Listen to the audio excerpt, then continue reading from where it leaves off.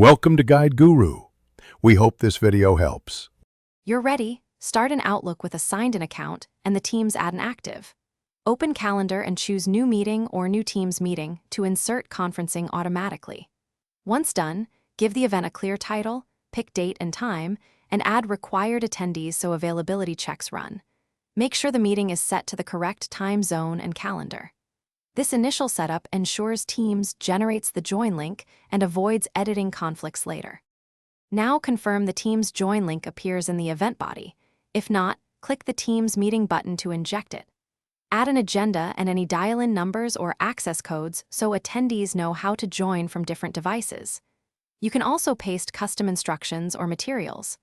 While you're here, change meeting options, lobby bypass, who can present, and external participant settings to control meeting flow and security before you send the invite. Send the invite to distribute the Teams link, or right-click the join URL in the body and copy link to paste in chat or another app. After sending, verify by opening the link yourself in Teams or a browser to confirm meeting entry and dial-in details. If recipients report a missing link, make sure you used New Teams Meeting. Then try toggling the Teams add-in, clearing Outlook cache, or recreating the event.